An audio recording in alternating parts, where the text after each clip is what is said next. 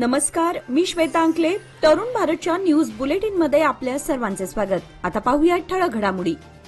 अदानी समूहाचे सर्वेसर्वा आणि देशातील दुसरे सर्वात श्रीमंत उद्योगपती गौतम अदानी हे मोठ्या अडचणीत सापडलेत. अदानी आणि इतर 7 जणांवर अमेरिकेत अब्जावधी डॉलर्सची लाचखोरी आणि फसवणूक केल्याचा आरोप केला गेला असून या प्रकरणाची अमेरिकन कोर्टात सुनावणी झाली. अदानी आणि त्यांच्या पुतण्याविरोधात अटक वॉरंट जारी करण्यात आलंय. या प्रकरणात नाव आल्यानंतर अदानी समूहाने अमेरिकेतील 600 दशलक्ष डॉलर्स किमतीचे रोखे रद्द केले.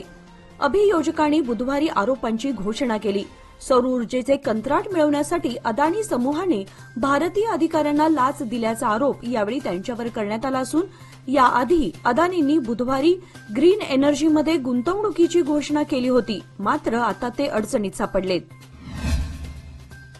तरुण भारत पुरस्कृत आणि rotary Club of Venugram Belgaum तसेच कन्सल्टिंग सिव्हिल इंजिनियर्स असोसिएशनच्या वतीने आयोजित घरकुल प्रदर्शन 2024 चे आज गुरुवार दिनांक 21 नोव्हेंबर रोजी सायंकाळी 5 वाजता बेळगावच्या सीपीएड मैदानावर प्रमुख पाहुणे रोटरीचे डिस्ट्रिक्ट गव्हर्नर रोटेरियन शरद पै यांच्या हस्ते करण्यात आले. यावेळी सतीश शुगरचे चेअरमन आणि CEO PD Hiremath, UltraTech cement north Karnataka आणि गोव्याचे रिजनल हेड विजयकुमार बी, तरुण भारतचे सीएमओ उदय खाडीलकर, संपादक Vijay Patil, Rotary Club of Venugram बेळगावचे अध्यक्ष Rotarian Vijaykumar Balikai, consulting civil engineering असोसिएशनचे अध्यक्ष इंजिनियर रमेश जीटी तसेच घरकुल प्रदर्शन इव्हेंटचे chairman Rotarian Mahesh Angolkar, engineer Mahesh Arbole यांच्यासह बांधकाम क्षेत्रातील विविध मान्यवर, Tarun Bharat, Rotary Club of Venugram बेळगावचे सर्व पदाधिकारी व सदस्य आदी उपस्थित होते. अदानी समूहाचे सर्वेसर्वा गौतम अदानींसाठी गुरुवारचा दिवस अत्यंत वाईट ठरलाय. अमेरिकन कोर्टाने लाचखोरी आणि फसवणुकीच्या आरोपाखाली अटक वॉरंट जारी केल्यानंतर अदानी समूहाच्या कंपन्यांचे शेअर्स तोंडघशी आपटलेत. अनेक शेअर्स लोअर सर्किटपर्यंत ठसलेले असून या घसरणीमुळे अदानी आणि गुंतवणूकदारांचं मोठं नुकसान झालंय. विशेष म्हणजे हिडेनबर्ग रिसर्चच्या अहवालानंतर अदानीच्या शेअर्समध्ये झालेली ही सर्वात मोठी घसरण आहे. बेळगाव श्री महिला सोसायटीला उत्कृष्ट महिला सोसायटी म्हणून गौरवण्यात आलंय. जेएनएमसीच्या सभागृहामध्ये बुधवारी झालेल्या 71व्या अखिल भारतीय सहकार सप्ताहाच्या सांगता समारंभात श्री महिला सोसायटीतर्फे चेअरपर्सन प्रतिभा दडकर यांना शाल, श्रीफळ, प्रमाणपत्र, ट्रॉफी व फळ करंडी देऊन गौरवण्यात आले. या प्रसंगी व्हाईस चेअरपर्सन सुनीता हणमशेठ, संचालक माधुरी काटकर, जागृती श्रेयकर, नीला धोंड, अंजली दैवज्ञ व कर्मचारी उपस्थित होते. या प्रसंगी सहकार मंत्री के राजण्णा, पालकमंत्री सतीश जारकिहोळी, महिला व बालकल्याण मंत्री लक्ष्मी हेब्बाळकर, केएलईचे कार्याध्यक्ष प्रभाकर कोरे, आमदार राजू सेठ, राज्यसभा सदस्य इरान्ना कडाडी, माजी विधान परिषद सदस्य महांतेश कवटगिमठ आदी उपस्थित होते. यावेळी हे श्रेय माझे एकटीचे नसून सर्व संचालक, सल्लागार, कर्मचारी, पिग्मी कलेक्टर यांचे आहे अशा भावना सत्कारमूर्ती प्रतिभा दडकर यांनी व्यक्त केल्या. यापुढेही अधिकाधिक चांगली सेवा देण्याचे त्यांनी सांगितले. अनैतिक संबंधातून पत्नीने प्रियकरासोबत मिळून पतीची निर्घृण हत्या केल्याची घटना घडली आहे. ही घटना बैलहोंगल तालुक्यातील वण्णूर गावामध्ये घडली असून पतीच्या हत्येचं कारण म्हणजे पत्नीचे अनैतिक संबंध असल्याचे सांगण्यात येत आहे. निंगाप्पा असं खून झालेल्या व्यक्तीचं नाव आहे. या प्रकरणी त्याच्या पत्नीसह तिचा प्रियकर तसेच एका आरोपीला नेसर्गी पोलिसांनी अखेर अटक केली आहे.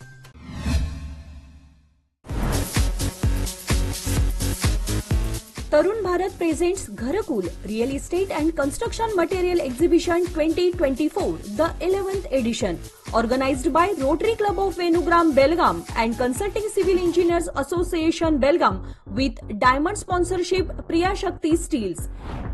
Yes, it's a golden opportunity. Join this mega event and reach thousands of people in Belgaum and its surrounding areas for greater public relations, exposure and impact. At CPED Ground, Belgaum, from 21st to 26th November 2024.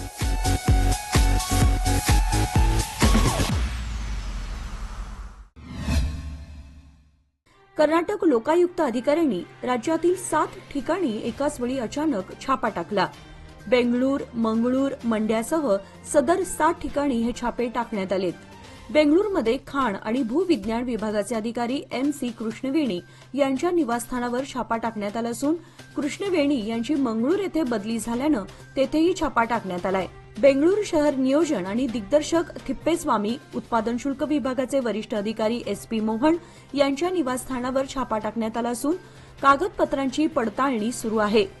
लोकायुक्तांनी Kaveri पाटबंधारे महामंडळाचे MD Mahesh आणि त्यांच्या नातेवाईकांच्या घरांवरही छापे टाकल्याची माहिती समोर आली आहे.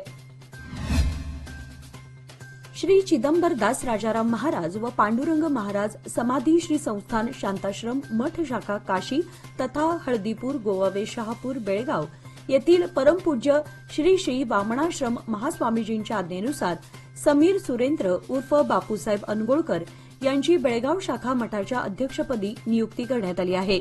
मंगळवारी सायंकाळी बेळगाव शाखेच्या सभागृहात समीर अनगोळकर यांचा सत्कार करण्यात आला. यावेळी वैश्यवाणी समाज बांधव व भगिनी मोठ्या संख्येने उपस्थित होते.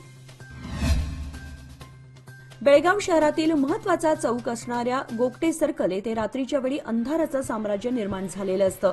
गेल्या अनेक वर्षांपासून या ठिकाणी अशी परिस्थिती असली तरी प्रशासनाकडून या चौकात उजेड पाडण्यासाठी कोणतीही उपाययोजना करण्यात आलेली नाही. यामुळे रात्रीच्या वेळी या चौकातून सुरक्षितपणे अन्य मार्गावर जाण्यासाठी वाहन चालकांना तारेवरची कसरत करावी लागते. सदर गोगटे चौकामध्ये उड्डाण पूल, काँग्रेस रोड, रेल्वे स्थानकाकडे जाणारा मार्ग तसेच खानापूर रोड असे अनेक मार्ग एकत्रित मिळतात. यामुळे या चौकात नेहमीच वाहतुकीची वर्दळ असते. या ठिकाणी एका बाजूला हाय मास्ट दिवा उभारण्यात आला असला तरी बऱ्याचदा यातील दिवे बंद असतात. अनेकदा सदर हाय मास्ट सुरू असला तरीही त्याचा प्रकाश चौकातील काही भागापुरता मर्यादित असतो. यामुळे अन्य भागात अंधार दाटून आलेला असतो. यासाठी प्रशासनाने याकडे त्वरित लक्ष देऊन येथील अंधाराची समस्या दूर करावी अशी मागणी वाहन चालक तसेच नागरिकांकडून होत आहे. कोटलगी अथणी रस्त्यावर यलहाडगी गावाजवळ टिप्परने मोटरसायकलला जोराची धडक दिल्यानं मोटारसायकलस्वाराचा जागीच मृत्यू झाला. विठ्ठल खांडेकर वय 38 राहणार रामतीर्थ असं मृत दुचाकीस्वाराचं नाव आहे. टिप्पर मुरुम भरून यलहाडगी गावाकडे येत असताना टिप्पर चालकाचं नियंत्रण सुटल्यानं रामतीर्थकडे जाणाऱ्या मोटारसायकलीला जोराची धडक बसली. यामध्ये विठ्ठल खांडेकर यांचा जागीच मृत्यू झाला. याची माहिती मिळताच ऐगळी पोलिसांनी घटनास्थळी धाव घेत पंचनामा केला. याबाबत ऐगळी पोलीस स्थानकात घटनेची नोंद झाली आहे. तामिळनाडू येथे न्यायालयाच्या आवारात एका वकिलावर भल्या पहाटे जीवघेणा हल्ला झाला. या घटनेचा निषेध करण्यासाठी बेळगाव बार असोसिएशनने आज जिल्हाधिकारी कार्यालयाच्या आवारात आंदोलन केले. यावेळी न्यायालयाच्या आवारात वकिलांना सुरक्षा पुरवण्याची मागणी करण्यात आली. तसेच उपरोक्त मागणीचे निवेदन जिल्हाधिकाऱ्यांमार्फत शासनाला देण्यात आले.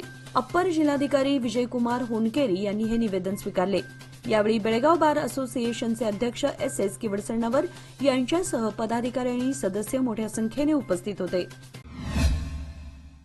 सादर आहे लोकमान्य दुर्गा शक्ती योजना, जी देते तुमच्या गुंतवणुकीवर 10.25% परतावा, तेही फक्त 18 महिन्यांमध्ये. सोबत 1 लाखापर्यंत व्यक्तिगत अपघाती विमा विनामूल्य उपलब्ध. अधिक माहितीसाठी आजच कॉल करा 1800-212-4050. फक्त सभासदांकरिता. अटी लागू. लोकमान्य, जिथं पैसा वाढतो आणि नातं वृद्धिंगत होतं.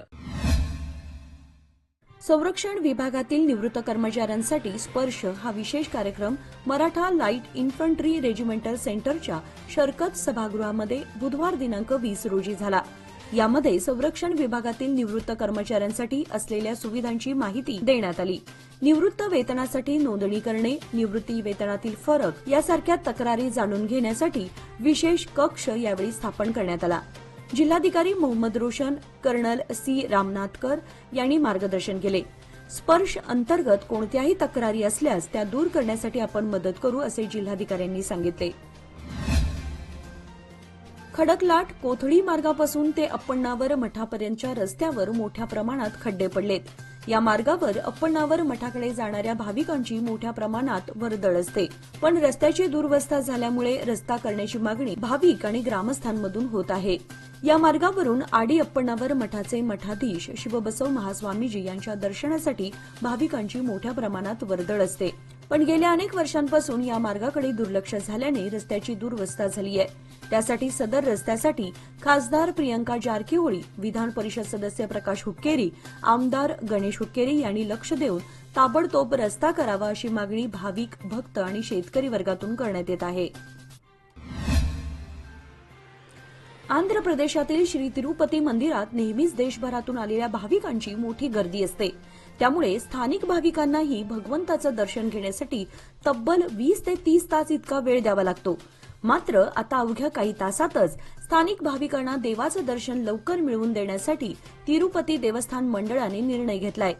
दर महिन्याच्या पहिल्या मंगळवारी तिरुपतीच्या स्थानिक नागरिकांसाठी दर्शनाची विशेष व्यवस्था उपलब्ध करून देण्यात येणार आहे.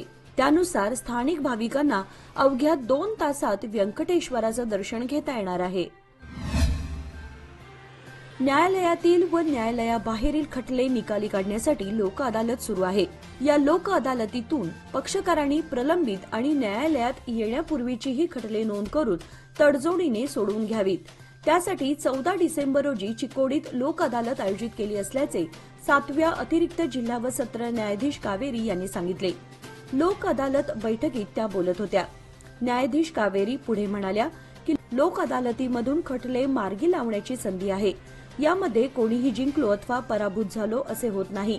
समझोत्याने यातून मार्ग काढला जातो. त्यामुळे पक्षकारांचाही वेळ आणि पैसा यांची बचत होते.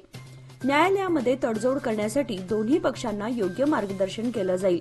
न्यायालयात नोंद नसलेली प्रकरणेही मध्यस्थीने सोडवण्याची संधी दिली जाईल.